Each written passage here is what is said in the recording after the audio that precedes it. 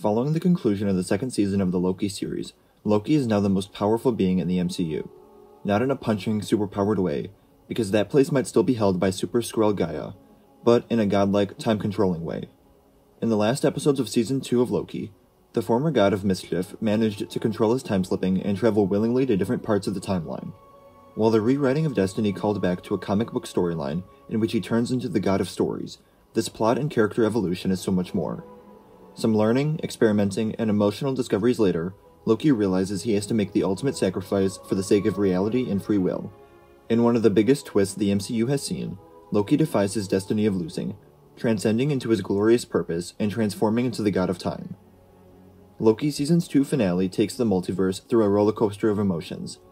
At first, thinking there might be a way to fix things by time-slipping every time Victor Timely fails to use the throughput multiplier to fix the temporal loom, it eventually becomes clear that not even the original plan will alleviate the sacred timeline's collapse.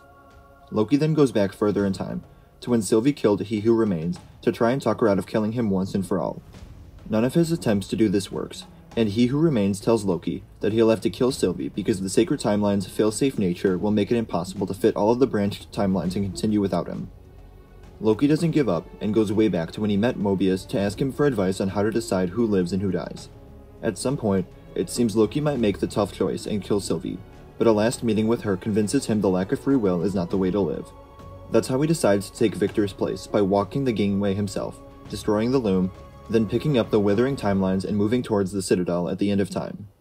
His ascension essentially makes him the god of time, isolated from everyone, but knowing he saved them all and defied his destiny by sitting on a throne and truly fulfilling his glorious purpose.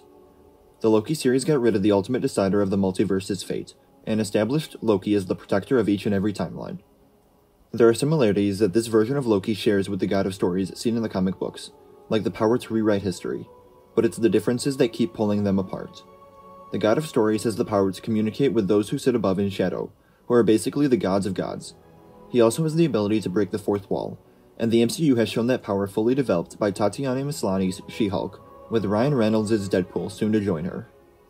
The show's version of Loki developed new powers that are all time-related.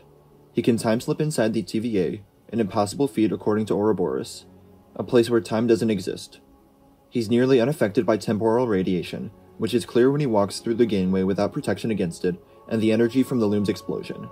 The only sign that he's affected at all is the slight aging of the character. Furthermore, he's able to ascend into the end of time without having to cross through Goliath. Loki defying all of the time-constraining rules builds up and cements his status as the god of time. If there's any doubt, a final shot of the episode shows him holding the multiverse and the timelines in his hands, literally. The power of controlling time is a concept the MCU hasn't taken lightly at all, with every instance of time travel having been limited to the possession of an object or a time machine. Doctor Strange used time control by using the Eye of Agamotto, which held a time stone inside of it.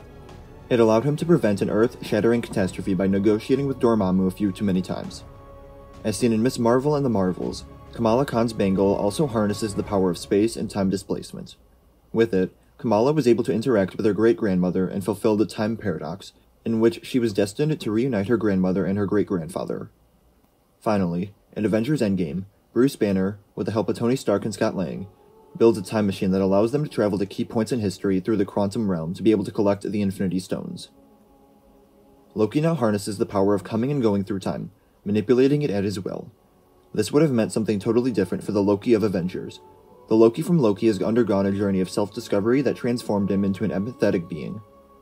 Knowing the power of friendship and love, even as short-lived as it may have been, has allowed him to wisely manipulate time in a selfless quest for survival. While Loki's newfound powers initially alluded to him becoming the god of stories, his ethereal ascension makes him more like the Beyonder, particularly in how he inhabits a place beyond space and time, able to oversee all. Loki is now the first MCU character to harness the power of time within him, and that makes him the most powerful being alive, but the most isolated as well.